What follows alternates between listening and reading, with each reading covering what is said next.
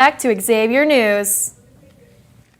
St. Xavier High School and Xavier University have announced a new partnership.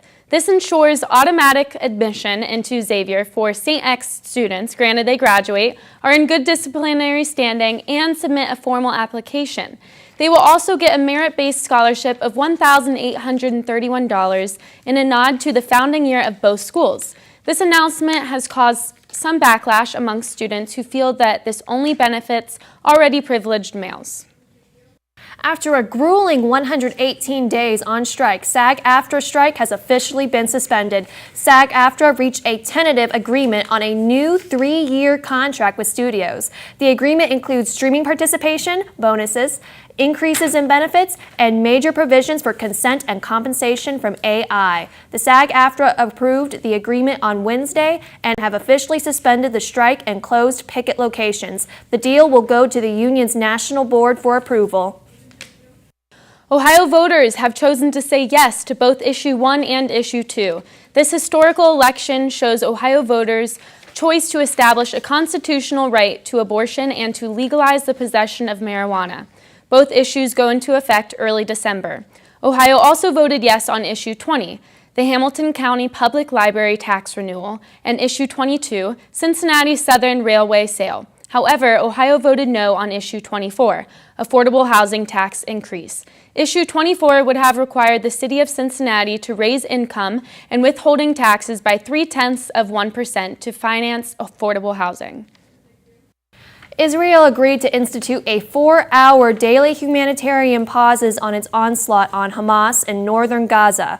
Israel has committed to announcing the humanitarian pauses at least 4 hours in advance, according to National Security Council spokesman John Kirby. Israel will also be opening a second corridor for civilians to flee areas that the military campaign against Hamas is targeting. The U.S. has pressed Israel on taking further steps to protect civilians in Gaza. Here at Xavier, Dr. Richard Polt has a display of typewriters in the library for all to see. Here's Trisha Barker with more.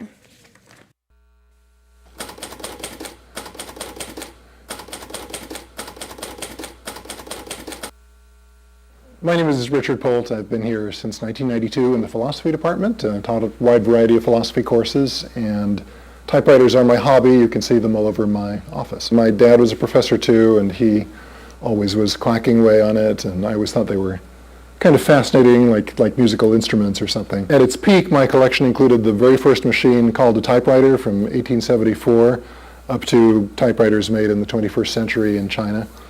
And I've been trying to slim it down and bring it down to the ones that are really unique and special, so now it's down to about 175. The display at the library is a subset of my collection, focusing on typewriters that have interchangeable elements. So instead of having separate type bars like this one has, each key you press makes one little hammer go up and hit things. And to me anyway, they're fascinating.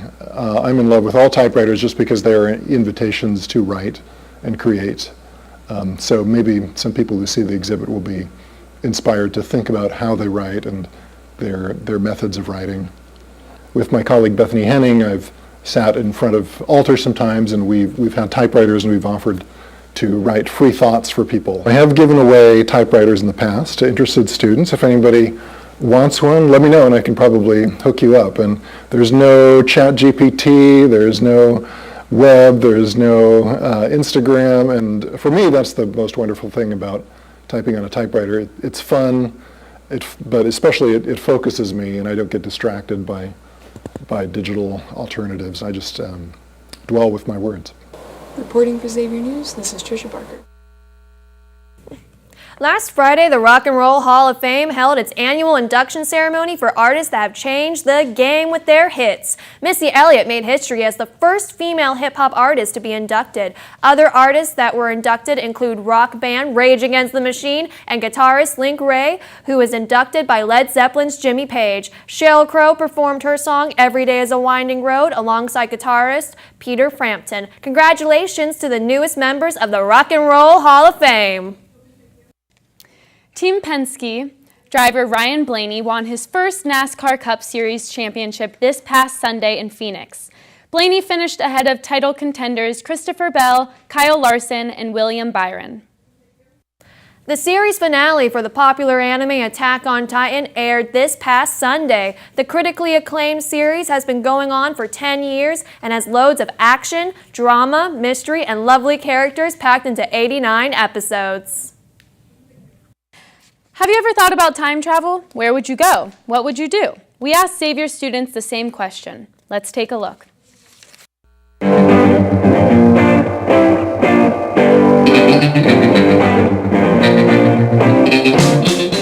Hi, my name is Ryan Saki, and the question of the week is, if you could time travel, when would you go and why? I would definitely like to travel to the future because I'm the type of person that just likes to know everything. I don't like to be, out of the loop, so I'd say the future. I would go back to the 1980s because that's when my parents grew up. They talk about it a lot, and it'd be cool to see what that's like, I think I would have to say the 1950s for the milkshakes, the poodle skirts, and the prices. Ah, nice. If you could time travel, when would you go and why? That's a pretty good question. Honestly, I've got a bunch of places in mind, but I think the one that sticks out to me the most is the Mesozoic era. So that's the dinosaurs. I've always been fascinated by pterodactyls ever since I was a kid. I feel like getting to see that with my own eyes would be very cool, but also very frightening because dinosaurs, so yeah. Ah, pretty cool. I would go 100 years into the future. Because? Because I would want to see the mark that I left on the world. I would probably go back to the Roaring 20s, just because my favorite movie is The Great Gatsby. I love that party atmosphere, and it just seems like a great time to be alive. Ah, nice. I would go to the 90s because the R&B music was in its peak, and also the movies they have is just top tier. I would go to the 2000s because the fashion was nice and the music was really good, and that was a time where everybody was just cool with everybody. If I could time travel, I would probably go back to the 90s. I'm literally only 4 years off, but I just like the culture and the outfits, the music. I love that answer. And I'm here with, if you could time travel, when would you go and why? Yeah, good answer. That's a great question. I think I will probably go to the 2010s because I think that was for me, was one of the greatest times of my life. To spend more time with my family, with my friends, with the people that I do love, and just prepare myself for the next decade because I'm just here now, and I think that will be better for my future probably, I don't know.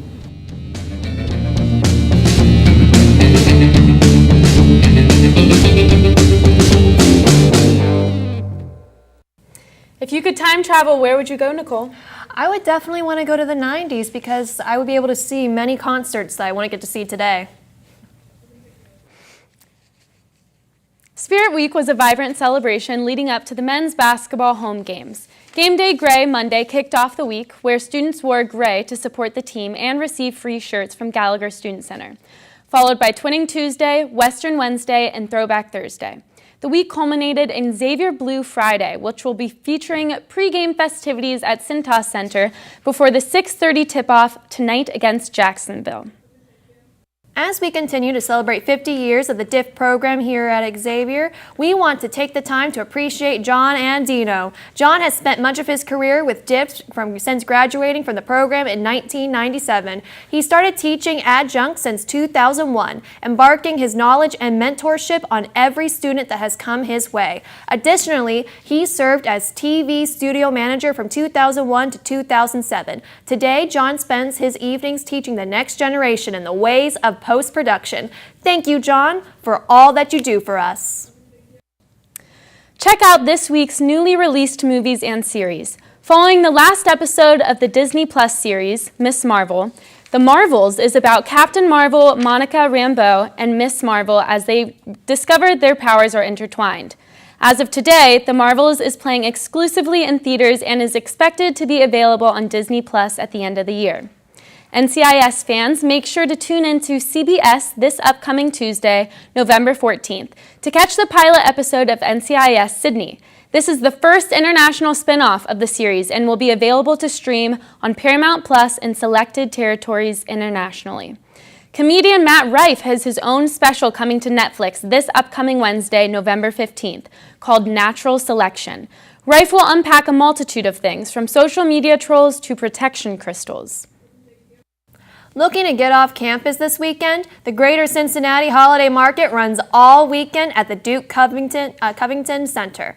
The Book Bus Depot is also hosting an event on Saturday from 10:30 to noon for live music, cookies, and of course, book shopping. For students staying on campus this weekend, you can join the Student Nurse Organization to help write holiday letters to the women throughout the community. In honor of Alumni Weekend, the Office of Student Involvement will be hosting a neon night on Saturday. The alumni event kicks off at 9 p.m. in the Xavier Yard. To unwind from a night of fun, OSI will be hosting a Sunday Vibes event in the Xavier Yard. The event starts at noon and will offer brunch, a coffee bar, and a unique study spot for you and your friends. For more on-campus and all Xavier events, check out the Engage XU for more. And that's all from the news deck. We will be right back with the weekend weather report, but first, a look at how you can get involved with some local furry friends.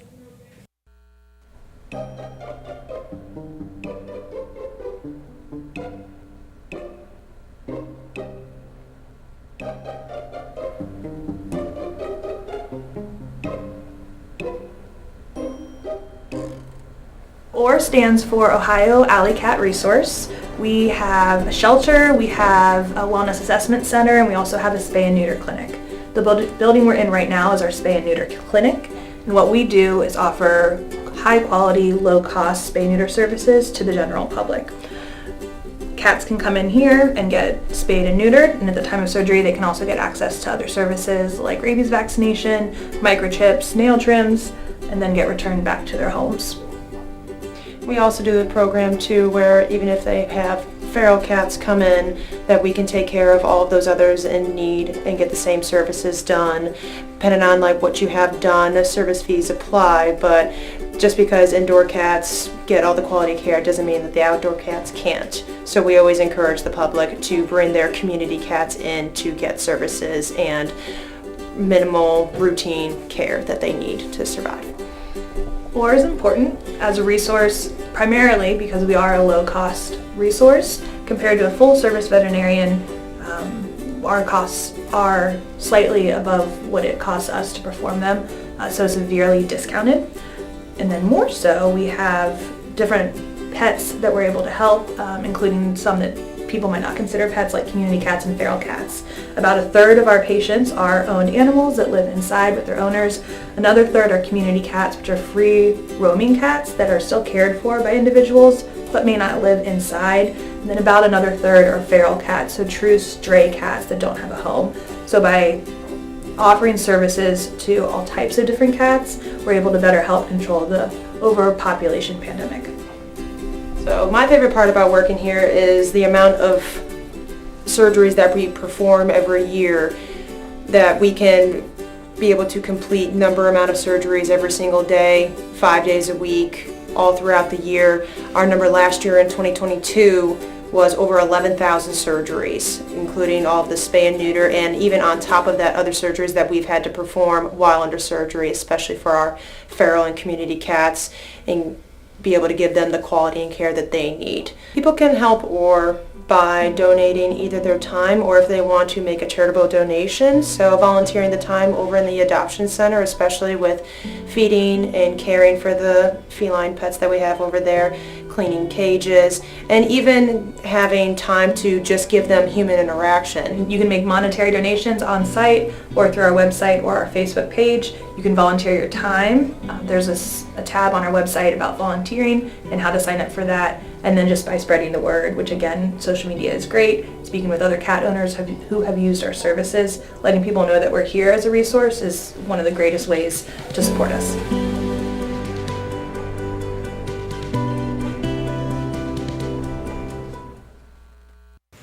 Hi, my name is Ryan Saki. This is the Xavier Weekend Weather Forecast.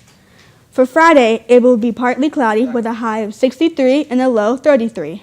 For Saturday, it will be sunny with a high of 54 and a low of 34. And for Sunday, it will be partly cloudy with a high of 58 and a low of 33. This has been your Xavier Weekend Weather Report. Now to Drew with sports.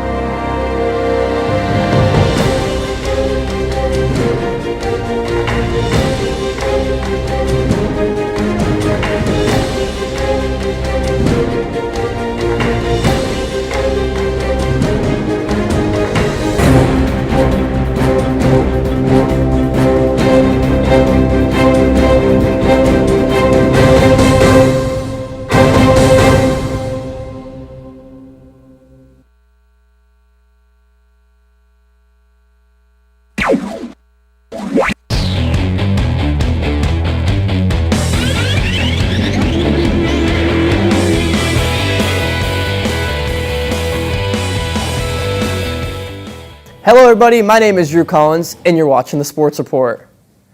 Another busy week for sports right here in the Tri-State, beginning with professional sports. FC Cincinnati advanced in the MLS Cup playoffs after beating the Red Bulls and PKs. They are now in the conference semifinals and will face Philadelphia Union. This is set to be on November 25th. The Cincinnati Bengals displayed a dominant win over the Buffalo Bills on primetime Sunday Night Football. This makes 4 straight wins for the Bengals, and they will stay in the jungle this weekend to face the Houston Texans at 1 p.m. After Sunday, the Bengals showcased Thursday Night Football against their divisional rival and the Baltimore Ravens in a massive AFC North showdown in Baltimore. And now to Xavier Sports. On Sunday, the women's soccer team fought hard in the Big East Championship but fell short to Georgetown 2-0. They look to bounce back in the NCAA tournament by earning the number 4 seed and hosting Tennessee tomorrow at Coke Run Field at 4 p.m. Make sure to come support the ladies. And remember a few weeks ago when I said Xavier is becoming a soccer school? Well, now the men's soccer team is also in the Big East Championship, and they will also face Georgetown Sunday to revenge the Lady Muskies. This will be played out in Maryland, and this game will start at 11 a.m. Good luck to our men's team. And the basketball season is back, and the men's team will host Jacksonville tonight at 6:30, but I'm sure you're already aware of that. And they will take on the number 3 team in the country, Purdue, on Monday. Our women's basketball team hosts James Madison tomorrow at 7 p.m. in Cintas. And last but not least, the volleyball team ends the season with a stretch of 4 home games from tomorrow to the 17th before starting the Big East tournament. Well, that is a wrap on the Sports Report this week. Go X!